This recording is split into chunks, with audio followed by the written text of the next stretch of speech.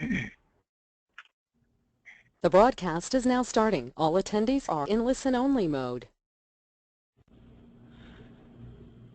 Hello everyone, and welcome to today's webinar titled Making the Supply Chain Your Competitive Advantage in an Era of Bundled Payments and Population Health.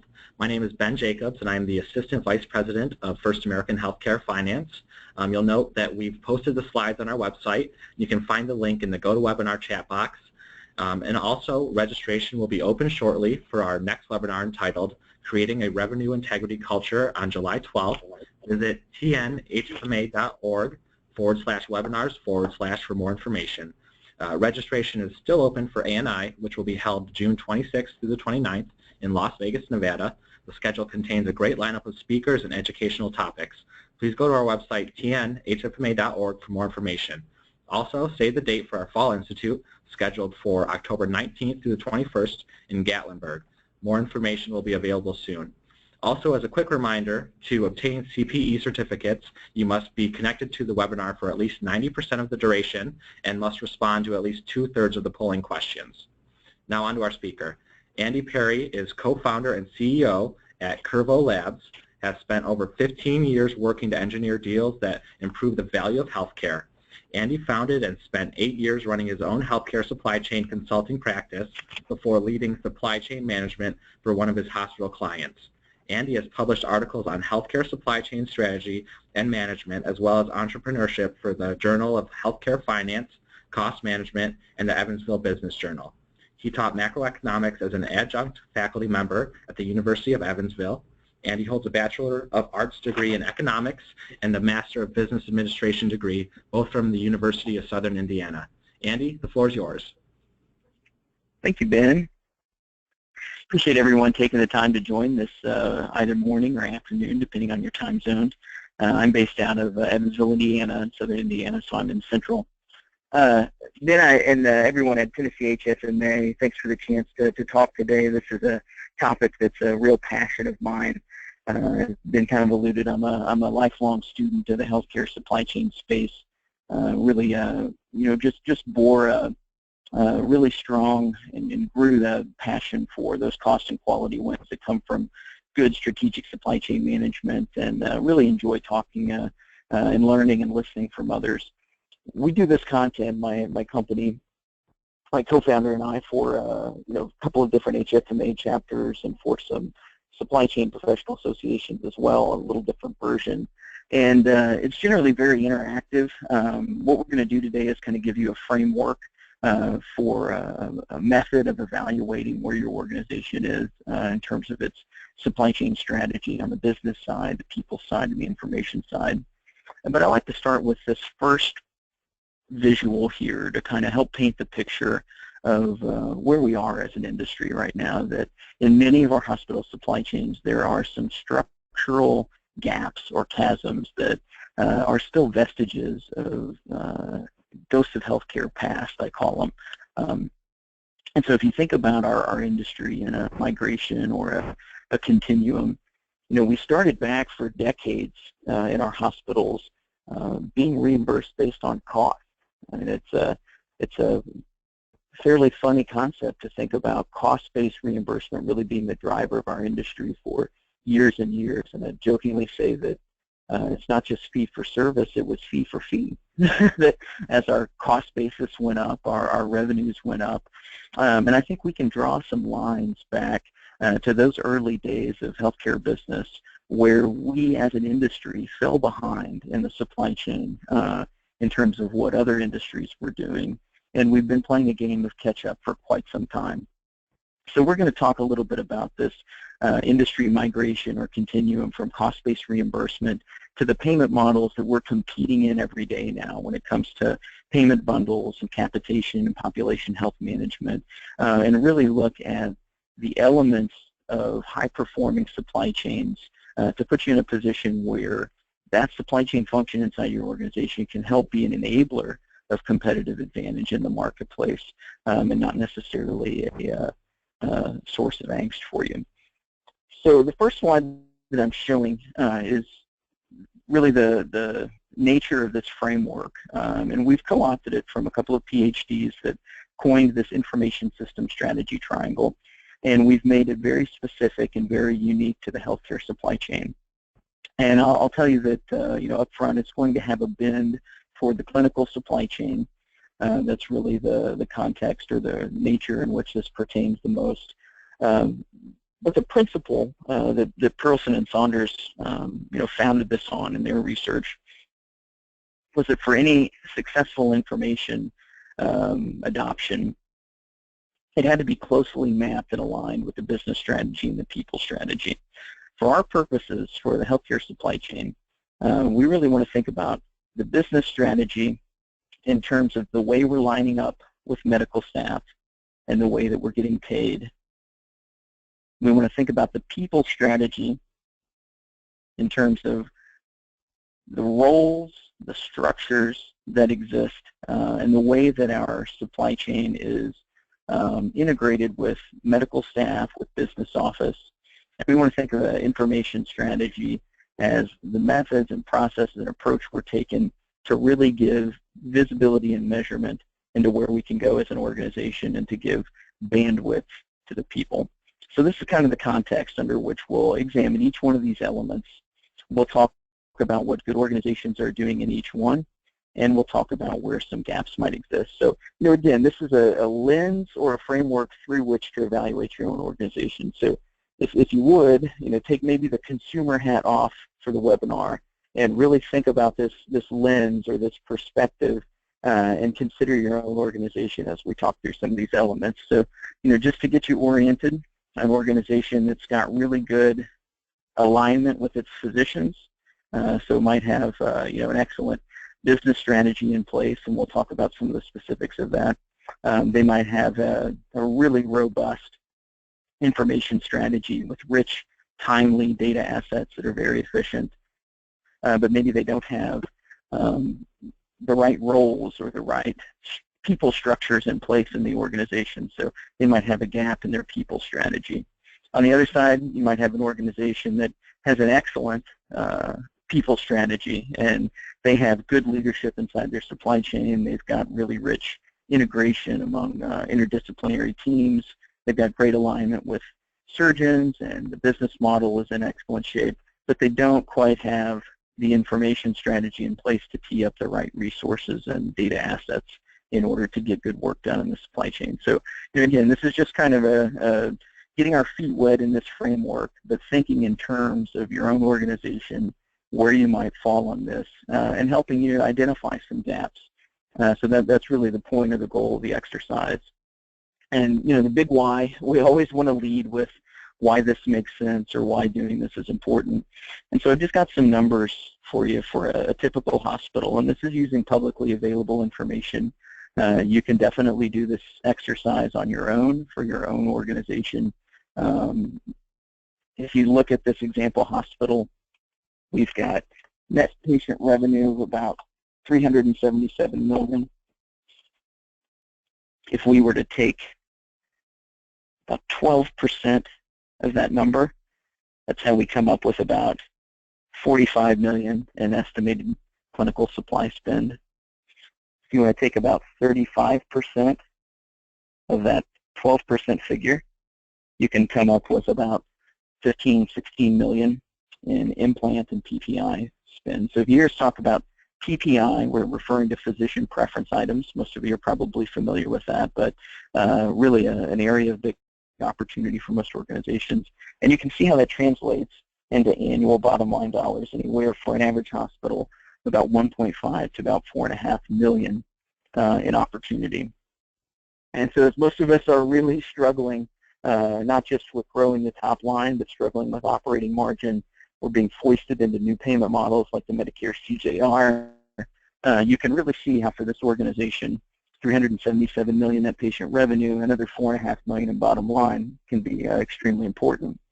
And if we were to take those numbers and just apply an estimated operating margin, even if we're really generous to the organization and say 5%, that 1.5 million becomes about 30 million or so in annual top line revenue, and it's equivalent.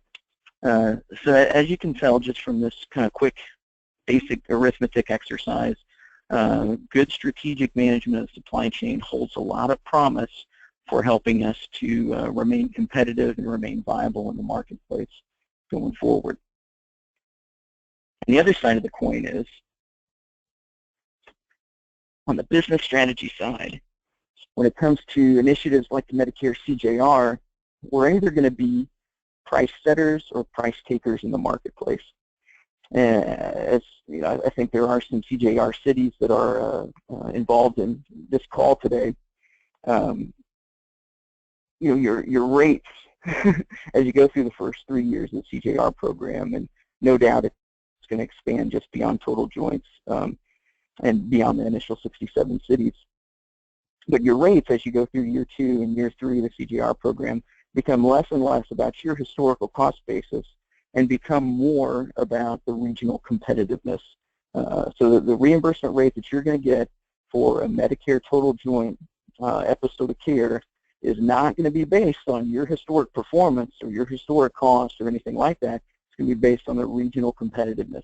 So you're either going to be the hospital system in the marketplace who is positioned well in your cost structure and your cost basis to be competitive, and you're going to accept a rate that's based on that cost structure, or you're going to inherit somebody else's. So if you've got a better competitor who's more superior in managing these costs down the road, you might be inheriting their rate.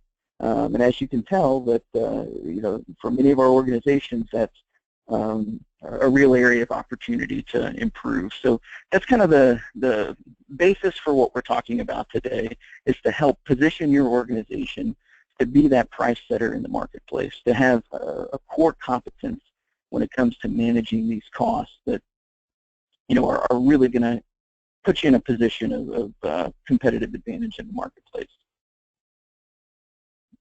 So just a couple of pulse checks that we'll do along the way about things that good organizations are doing in the marketplace, where we'll go to a poll question and find out exactly what your organization is doing. And some of the alignment models that you know, we're seeing are fairly common, but we'd like to break them down a little bit and talk specifically about what we see as working and not working so well in the marketplace. And so most of you are employing physicians as part of a strategy in your medical staff. Oftentimes we see that just basic employment of surgeons, you know, that fiduciary duty to the organization is often not enough, really, to motivate surgeons to be participative and engaged in supply chain activities. You know, most of the time the contract is still based on RVUs or productivity, and there aren't necessarily the cost and quality teeth in that contract with that surgeon to get him or her, you know, very attentive and dialed into costs. Now, on the other hand, if you do have good cost and quality teeth and incentives and disincentives in an employment contract, it can be very effective. I mean, that's the Kaiser model, and Kaiser has definitely been very effective in the marketplace as a value provider, and really has a very advanced supply chain when it comes to surgeon engagement. As you climb higher up the echelon a little bit of surgeon engagement and medical staff alignment, co-management, and many of you probably have co-management agreements in your service line, and we've seen this be particularly effective when it comes to surgeon engagement, that if it's done the right way, again with the right teeth and cost and quality. And the reason I suspect that this has been effective for many organizations is that surgeons like having that say in the management of the service line. And so if you have a co-management agreement that gives that surgeon a little bit of management responsibility, a little bit of management input, and also cost and quality incentives and disincentives, it can be a very effective way to align with your medical staff in order to get them paying attention and working on supply chain initiatives. And then, of course, joint venture. You know, many of you may have, you know, either a for-profit hospital that you're a joint venture with surgeons in, if it's a heart hospital or orthopedic hospital, or you might have an ambulatory surgery center that's a JV with surgeons. And certainly whenever there are, you know, surgeons who have a distribution check to earn each quarter and there's some skin in the game, that can be an effective way of aligning and coming together and getting medical staff participation. And then lastly, the bundle payment program, you know, one of the topics I've alluded to already.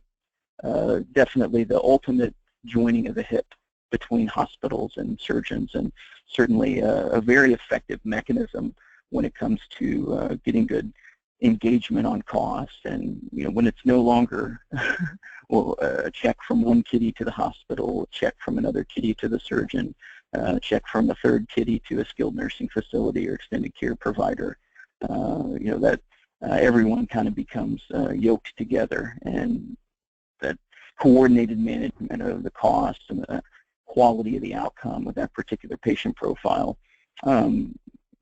brings the hospital and surgeon both closer and closer together. So it's a little bit of a holy grail for those of us that are in supply chain. We've really waited for this moment where surgeons become much more engaged and much more involved when it comes to the supply chain side or the cost management side. And bundle payment, whether we're inheriting it or whether our organization has been a leader in seeking it in the private market, it's a very helpful alignment mechanism when it comes to getting surgeons to pay attention and get engaged in supply chain initiatives. And so this will be our first polling question. I'm going to turn back over to Ben, and it's just a quick pulse check on what your organizations are doing right now in your medical staff alignment model. So Ben, if you'd like to take that over, and we can do the first poll here on medical staff. Absolutely, Andy. So as you can see on the screen there, it's what medical staff alignment strategies does your organization use? And the options are employment, joint venture, co-management, bundled payment, or other. We'll give that a minute to let everybody answer, and then we'll pass it over to you, Andy. All right.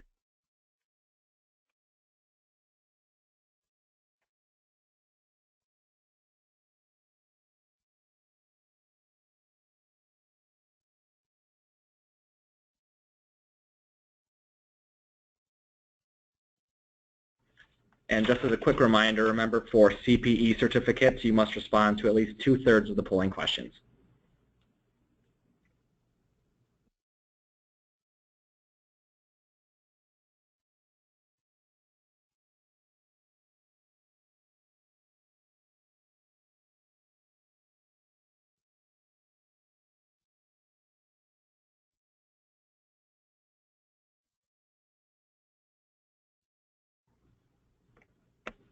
We'll give it about 15 more seconds, then we'll see the results.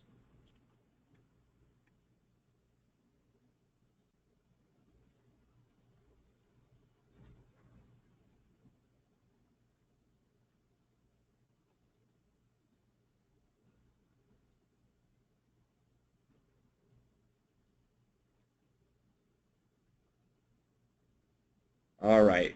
So as you can see, 32% are employment, 26% are bundled payment, 23% are other, 13% joint venture, and 6% co-management. Okay, great. Very interesting. And I appreciate everyone's participation in the poll there. And just a quick pause to talk about using the chat window. And I think Ben may have covered it, but certainly make good use of that chat window inside GoToWebinar. We really want to hear from you. We want this to be as close to a two-way dialogue as we can make it in this format. And there's a lot of benefit through this exercise and through using this lens to evaluate your organization when it comes to hearing what others are doing. And so please, I would strongly encourage you to make use of that chat window so that we can have the benefit of your insights as a group as well, and maybe help the audience be relieved of hearing me just drone on about my own stuff for 45 minutes. So thanks again, and please do make use of that chat window. And Ben, I appreciate you conducting the polling question.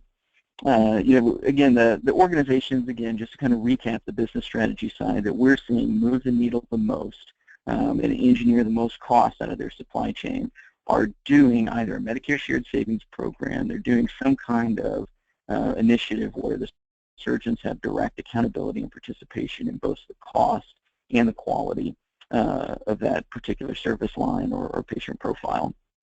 And so it's good to kind of see where each of you are in your organizations, but that's what we're seeing be the most effective. And the good thing is that the OIG and CMS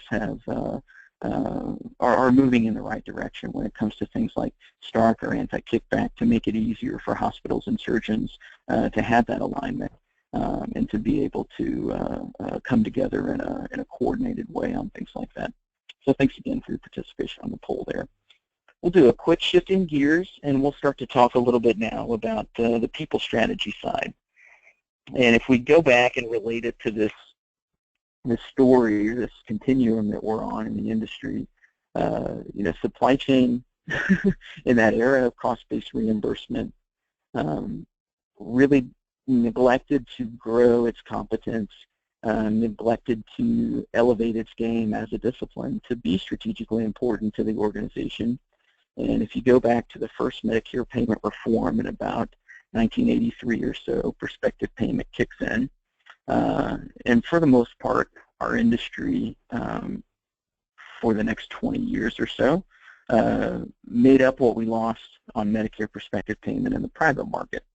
And that model, again, kind of abdicated the need for supply chain to have really strong capabilities as a function inside our hospitals. And I'm making generalities here. It's not to short circuit or discredit or overlook plenty of strong competencies and good leadership and good work that was happening in pockets of the industry, but it certainly wasn't common. And most of our functional leaders in supply chain during this period of the industry, they were transactional leaders. They weren't strategic. They were tasked more or less with being in a transactional management role of making sure that shelves were full and that POs were processed, and that on the transaction side there might have been a decent amount of work either on inventory management or a decent amount of work on growing the IT processes or capabilities of the organization, but not much of a strategic leadership role for supply chain. Again, very transactional. Most supply chains in the basement, which is somewhat symbolic of the level of strategic importance that might be placed on that. Some of them even next to the morgue. I've been there, and plenty of supply chains that were right next to the morgue. And we can all probably relate to that, either through direct interaction in our own organizations or kind of seeing this state or condition of supply chain. And so we have a couple of little things to really help us when it comes to evaluating our organizations, a couple of things that help us to kind of get a feel for where we are and the things that we're doing. And so one of them is to look and really think about, when it comes to strategy, the importance of the clinical integration that's going on between the medical staff and the supply chain function. And so as you look at that and you think about your own organizations, are there people, are there roles, are there committees where we see this interaction between the medical staff and the supply chain occur in a regular cadence, in regular venues? Has leadership put in place those structures so that medical staff and supply chain have an ongoing dialogue and have an ongoing forum through which to run cost initiatives? And that can happen kind of service line by service line. Sometimes that happens in a good, well-run value analysis program or whatnot. Other times, value analysis, we may have it, but it can just be a vestige of poor business alignment. Kind of the old value analysis role of one-off blocking and tackling of product requests is really born out of a lack of alignment on the business strategy side. So if doctors aren't incentivized or disincentivized when it comes to cost, and that can leave supply chain function just really doing their best to fight off product requests, and sometimes that's what we call value analysis inside our organization. But good, well-performing, high-functioning strategic supply chains are drawing those regular lines between medical staff and the supply chain function to have those venues, to have those committees, to have those people roles inside their organization where the conversations with surgeons are producing really good fruit when it comes to supply chain initiatives. So those would be some things to think about as you look at your own organization, and some ways to kind of tell where you are to get engaged.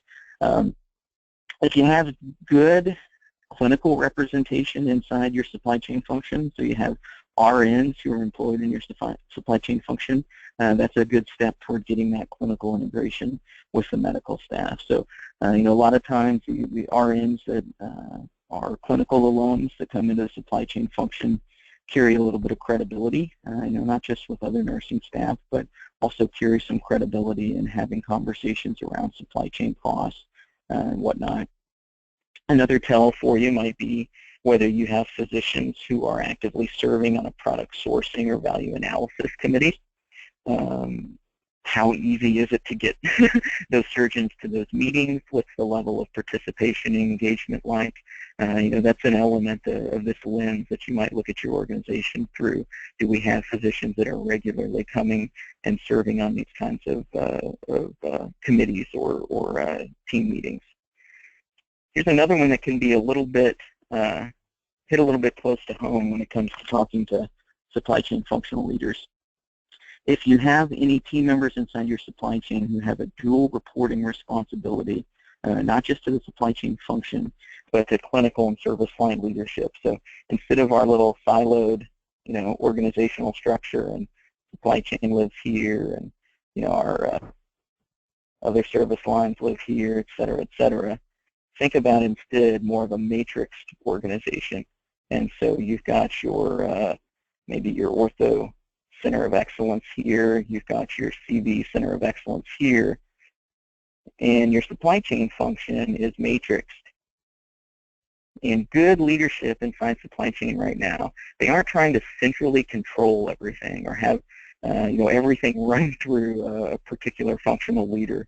They are embedding and equipping these service lines with the right people resources, the right information and analytics resources, so that that particular service line leader, those particular clinicians can be serving their patient profile as is most effective for them. You might have a different strategy in orthopedics than you have in cardiovascular, but good supply chain leaders are seeking to embed and network their function within that product line or service line. So that one is a little more advanced. I know Scripps in San Diego have switched to this as of a couple of years ago, but it's a very progressive way, not just in your supply chain function, but as an organizational structure, that product line organization is proven to be responsive to the marketplace. It's proven to foster innovation, and it's also very conducive to interdisciplinary teamwork and results. It can have some management challenges because of the dual reporting and having to decide who wins the jump balls, but that matrix structure is a proven way for innovation and responsiveness to the marketplace. So that's one tell to think about, and we don't see too many that are at that place. Another one that we do see, though, it's a little more common, and hopefully this is happening in your organization, that supply chain team members serve on interdisciplinary service line teams. So I'm not talking about they're on the Falls committee or they're on the JCO committee or whatnot, but whenever you're having your joint replacement program meeting, their supply chain team members, they're equipping that group with data and with resources to analyze costs and looking in the same conversation with anesthesiologists and with orthopods and with nursing representation on the floor and with business office and with supply chain, everyone having those conversations together at the same time about strategy around cost and profitability and quality. That's the kind of interdisciplinary service line team I'm talking about. So as you think about your organization, whether or not that's happening, it's very key to consider. And then, again, just a quick tell here, the title of the most senior supply chain leader in the organization. And this little poll question is not so much about pomp or pretense or pageantry or anything like that. It's not about resume inflation or anything of that sort. They're directors and managers of supply chain who are great leaders doing excellent work. But where this question is probably the most effective in evaluating your organization is whether C-suite leadership really gets the strategic importance of supply chain to the organization. That's when you start seeing, at a minimum, an AVP or VP of supply chain For the organizations that are really treating supply chain as strategic, is a CSO, Chief Supply Officer, or CPO, and we see the Chief Resource Officer designation sometimes. But so again, it's not about the competence of the functional leader in your organization. It's not about resume inflation. But when you ask yourself, what's the title of the most senior supply chain leader in your organization, that helps someone from the outside really understand how important and strategic is supply chain to the senior leadership of that organization. How much of an emphasis do they put on it? So in just a moment, we're going to take a quick pivot and go to our next poll question to see where your organizations are in this continuum. But before that, another element of kind of integration between the people strategy and the business strategy that I always like to touch on during this element of the presentation is when it comes to the revenue cycle team and the supply chain team, because that can be a real point of disconnect that we see in a lot of organizations. And so you have supply chain professionals that are diligently working, very hard to reduce costs on implants and championing causes of reducing costs on implants, not involving the revenue cycle team or the business office team in that process. And you have the way that functionally translates is the hospital might reduce the cost of an implant by $1,000. Many of our organizations still have percentage of charge contracts with self-insured employer groups or some payers that are still in our marketplace. And so that $1,000 reduction in a cost of an implant can be $3,000 or $4,000 depending on the markup in reduction of gross revenue, or even $4,000 or $5,000. We've seen some hospitals have a 5x markup on implants. If you're on an 80% of charge reimbursement with a particular payer, that $1,000 reduction in cost on an implant, that could be a $4,000 reduction in net revenue that you're giving away if you don't get the two sides and the two heads together. A lot of times we'll just charge in the OR on the business side as usual, just take that implant cost and apply a markup. And as we all know, that payment model and that element of our payer mix is going away, and it's definitely not the way of the future. We still have plenty of those payers that are part of our mix today. And it's centrally important for supply chain and revenue cycle team to be able to have that same venue for integration and coordination and understanding between the item master and the cost basis and the charge master and the charging basis when it comes to these kinds of products. And if you're making a strategic decision as an organization, either to meet your mission by reducing costs or to become more competitive in the marketplace, then by all means, that's wonderful. Just do it on purpose. We don't want to accidentally be giving away revenue just because we charge business as usual. So just want to bring that point up because it's an important element to consider, and that link between supply chain and revenue cycle in the people structures and the teams and the venues for having that, not just in the data as well. Those gaps are still pretty real in our industry, so I always like to point that out at this point. So Ben, if it's all right, let's go ahead and turn it over to our second polling question about the people strategy that's going on in our hospital organizations. Absolutely, Andy. So the question that is polling is, which of the following applies to your supply chain people strategy? You should see that anytime now.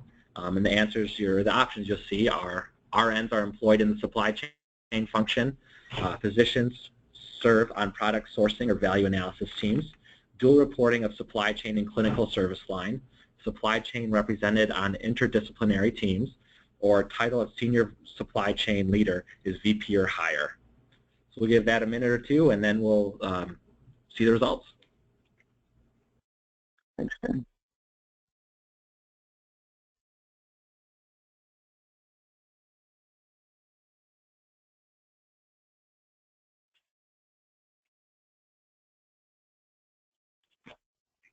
And just another quick reminder, if you didn't answer the first question, you do need to answer 2 out of 3 to get the CPE, so be sure to answer this one and the next one.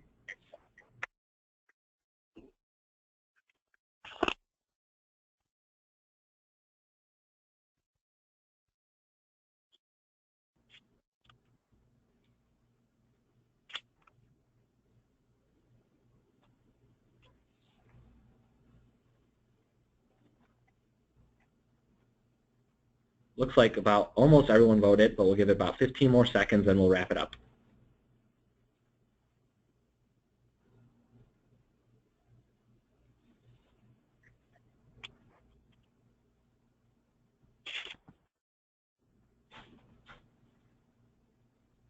Okay, let's share these results here.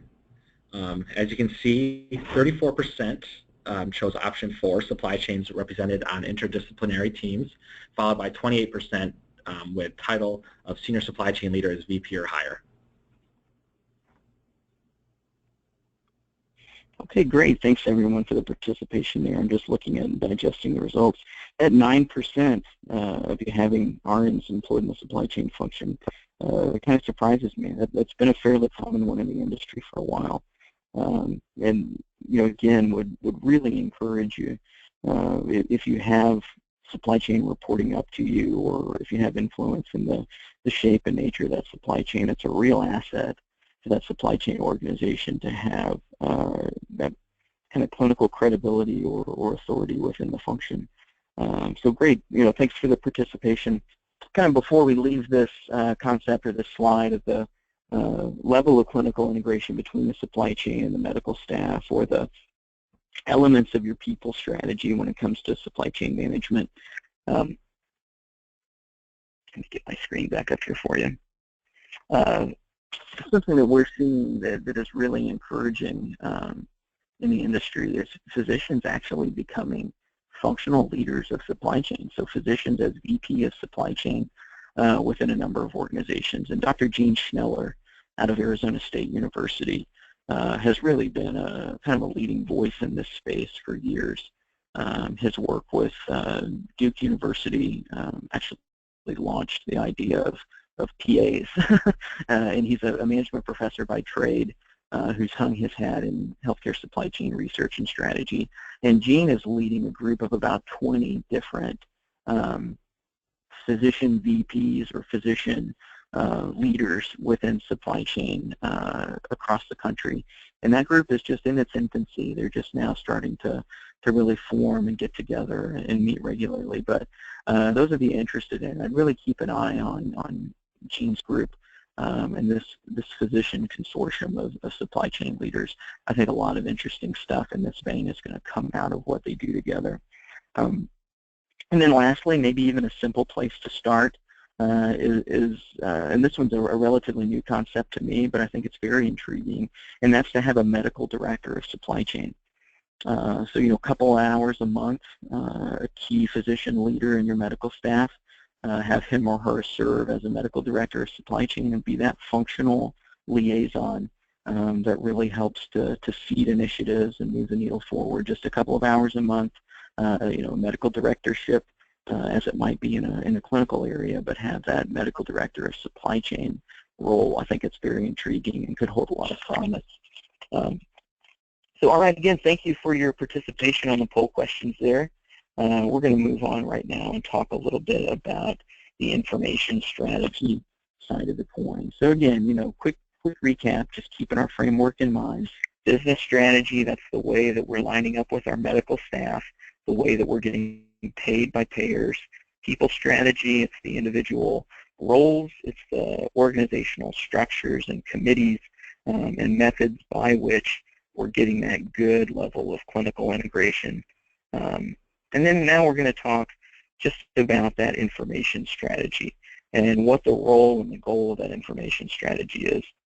And to help frame that up, I'm going to talk with you a little bit about just a typical example hospital that we see as a company. So our company is constantly seeing and evaluating hospital supply chains. So we have lots of opportunity to kind of see the effects inside the data of good supply chain leadership or some of the gaps in supply chain leadership that occur in organizations. And this is a fairly representative example of a community hospital or a couple of community hospitals. So not just the financial opportunity that they have sitting in implants and physician preference items, but the spray or the distribution of that. And what often happens inside supply chain right now, we see a few core problems. That the level of manual work that happens in order to get an initiative over the finish line is very time consuming. You have team members inside supply chain that are toggling back and forth between spreadsheets and your management information system and benchmarking applications and really trying to synthesize this disparate data just to put together a nice case or analysis in order to identify an opportunity. You've got initiatives that might sit for whatever reason. You know that you've got strong savings opportunities, but 4, 5, 6 months go by, and the bandwidth just isn't there to necessarily tackle it. And then you might even have opportunities that just aren't on your radar for whatever reason. But we really see that borne out kind of in this distribution of normal implant and physician preference item opportunities within just a typical community hospital. And so you see over on the left, in what we might call the home run categories like total joint or spine or CRM, this particular organization has about not quite $1.5 million in savings opportunities to get to market competitive pricing. But then in about 40 or so other categories of implants and physician preference items, there's an equal amount. Again, about 1.35 million. And a lot of times these home run categories get our attention, and they get our bandwidth, and they get our resources, and we just don't necessarily, because of the manual pencil pushing methods that we're using right now, have the ability to effectively tackle everything that's out there in the marketplace. And again, new payment models, new reimbursement constraints are really foisting on us this imperative that we're able to manage it. And so we see that in the role of the information strategy, first of all, is really to provide that good visibility and management to the business strategy. It's to illustrate that gap of where you are versus where you can be in the marketplace. If it's in order to be profitable on a case, if it's in order to be profitable on the P&L each month, just that kind of visibility of where you are and where you can be or where you need to be. Your information system ought to be on the ready to have that for you. And then also the measurement of your progress. A lot of times in our supply chains, we lack the ability to truly track the results of savings initiatives and to take a look back at what we worked on and what we did and be able to tell exactly whether or not those dollars came in the door or never were realized. And in supply chain, it can be fairly typical for an initiative to tout lots of savings, and our teams get excited about it. But month after month, we look at net income, and we're just not seeing the results of that borne out. And so I'd say that not just the visibility, but also the measurement and the tracking, of course, are extremely important elements of that information strategy. And then lastly, it's providing bandwidth to the people. If we're employing MHAs and RNs in our supply chain organization to help do this leadership work, if we're employing physicians as VPs, we certainly don't want them spending time doing all of this manual synthesis of information, struggling in the 5-6 month cycle times that it takes just to kind of put data together, build consensus, et cetera. So the secondary role of that information strategy, and as it relates to the people strategy, is really to provide the bandwidth so that they've got a big pipe through which to conduct these initiatives and be able to really move the needle forward and answer all of the opportunity that's out there in the marketplace. The old model years ago, it might have been just fine to take 6 months on a total joint initiative, and we get done, maybe it's 9 months in some cases. Our teams, they wipe their brow, they put the binder on the shelf, and 2 or 3 years later they look at the category again. You are not going to be a viable organization if that is your contracting cycle and strategy nowadays. You have to be much more agile. We're seeing CJR hospitals that are going out to market on total joints every 6 months just to stay responsive to the movement in the marketplace, the importance of the competitiveness element of being that rate setter in the marketplace and not the rate taker. So again, it's a much more agile, responsive, fast supply chain that's being asked of our industry now than even just a couple of years ago. So again, just on the strategy side, the role of the information approach. It's that visibility and management when it comes to the business strategy, and it's that bandwidth on the people side. So we, again, for this element of this framework or this lens through which you look at your organization, we have a couple of tells, a couple of what will be polling questions for you, but elements of what organizations are doing that help you get an idea of where you are. And the first one, regularly sharing peer comparative procedure cost data with surgeons. And for many of us, it's surprising that this doesn't happen within our organizations, because any of us that have done it or that are accustomed to it, we know how effective it is when it comes to sharing data with surgeons. And this is a generalization, but for the most part, surgeons are information junkies. They are data junkies. And it's a travesty how many surgeons do not know what the devices cost that they're using on a day-to-day basis. And what I found, just in my anecdotal experience, but having done this for quite some time, that surgeons are hungry for that information. And the data itself is very engaging. And if you're putting the seeds together of a business strategy, just beginning to tee up that medical staff with information. You're not trying to foist any initiatives on them or anything. You're just equipping them with data. That can be a great way to get the seeds of alignment and initiatives and action going. So, beyond just procedure cost data and device cost data, have it in a peer comparative fashion is also an extremely effective method for teeing up that data and information in such a way as to get good reaction and good results. A lot of times there's a peer pressure element, there's a competitive element, and seeing where you stand as a performer related to others that are alongside you doing cases in the next OR every day can be a very powerful driver of behavior change. Now, I, for one, advocate putting surgeons' names, directly and comparing one another so that they can see exactly where they stand. Some hospitals, and depending on the nature of your relationship with your medical staff and whatnot, you may have to do the physician A, physician B, et cetera, and give everybody their code. But I've definitely seen it very effective to have the names directly on there as to how they compare with one another. So that's just one element as you think about, are you regularly sharing this data, procedure cost data, device cost data, and peer comparative cost data as well? Is that being regularly shared with surgeons? And again, just kind of use our framework for you to make it real for some organizations.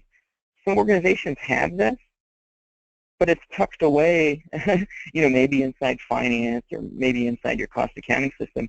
And on the people side, there isn't that regular venue to be sharing that data, to be teeing that information up for surgeons to be able to see it. There isn't that committee level work or that interface between supply chain and surgeons where that data gets shared and communicated.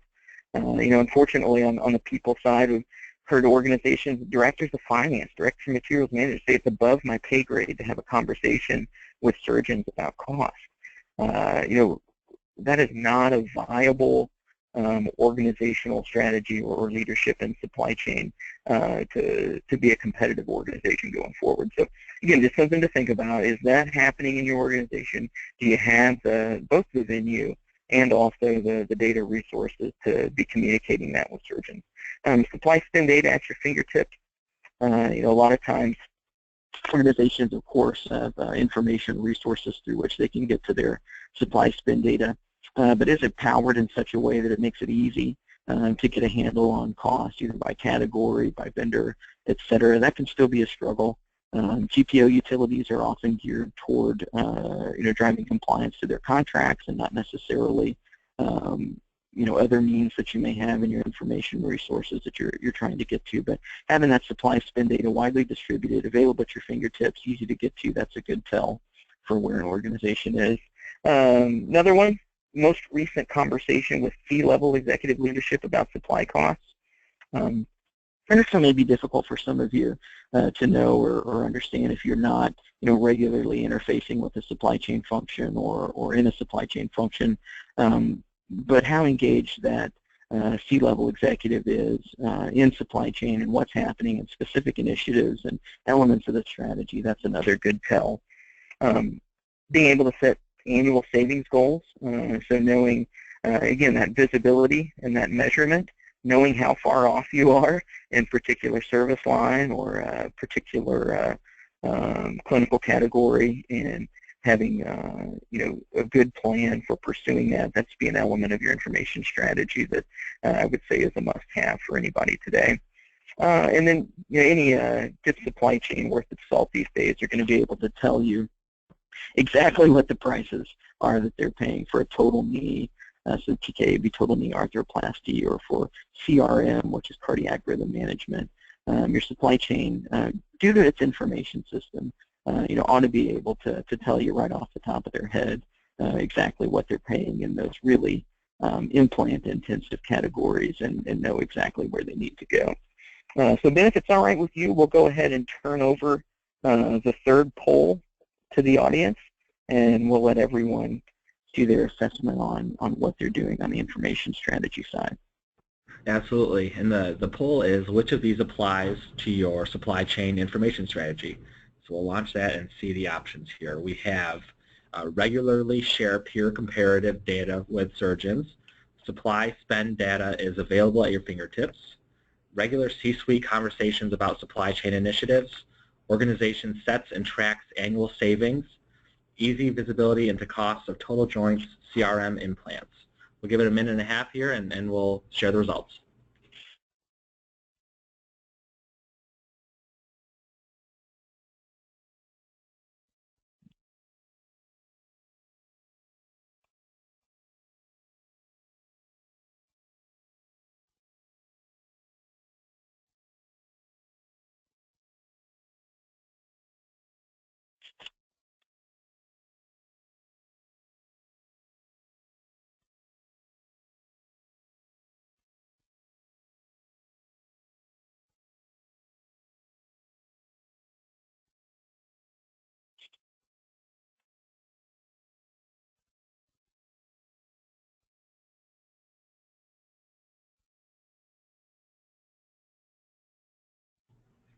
Give it about 15 more seconds, and we'll wrap it up here.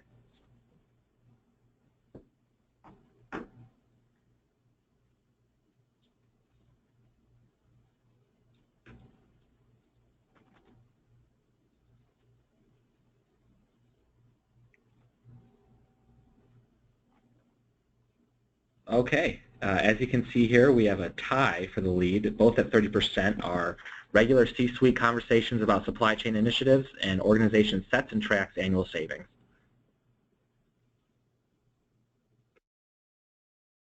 All right, great. Yeah, and I would say those annual savings goals are pretty common. Most organizations are doing it. A lot of times the tracking and the methods by which that tracking is done can be a real opportunity, but I appreciate everyone sharing there.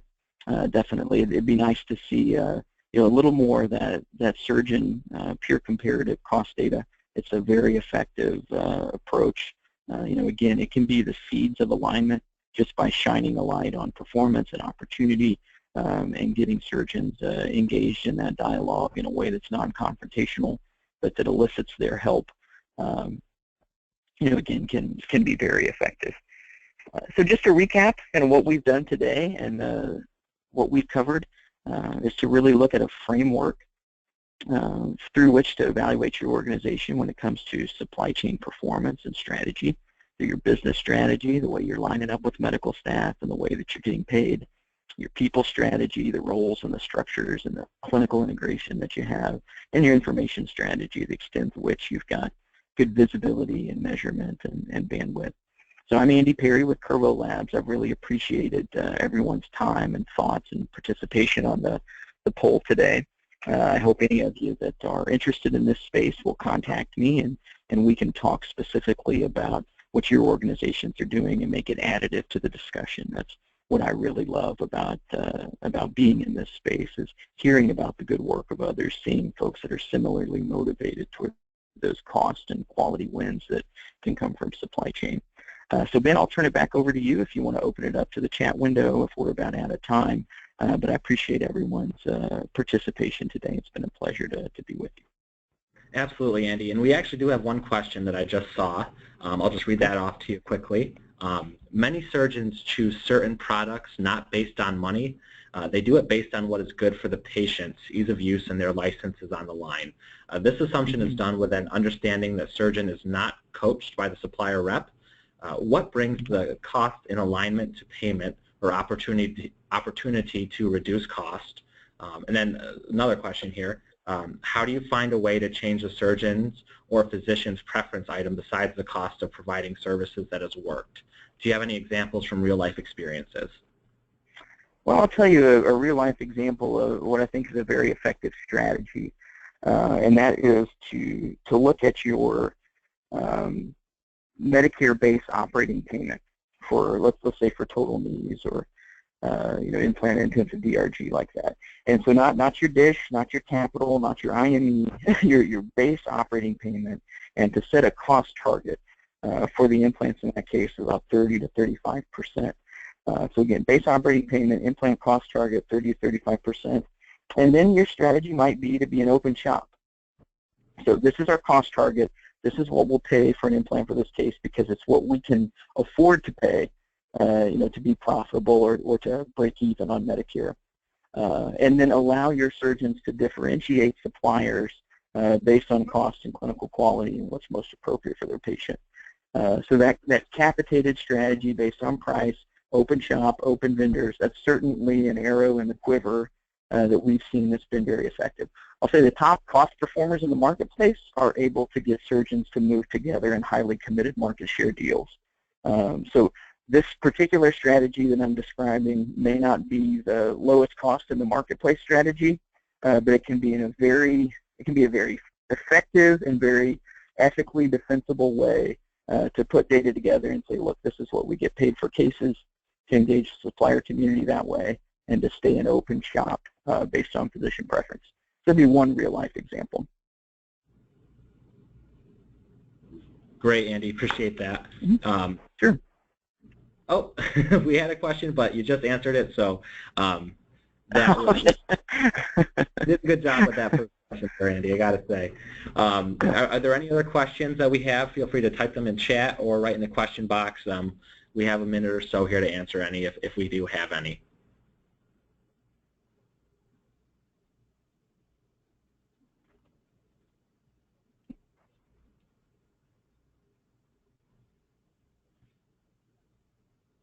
Andy, I'm not seeing anything else come through. I do appreciate your time here and your presentation to us. But for everyone else, I do appreciate everyone who attended and listened in to the insight that Andy had to offer. We do appreciate you attending these, and that will summarize and wrap up our webinar for today. I appreciate it. Great. Thank you, everyone. Thanks, Ben. Bye-bye. Bye, Andy.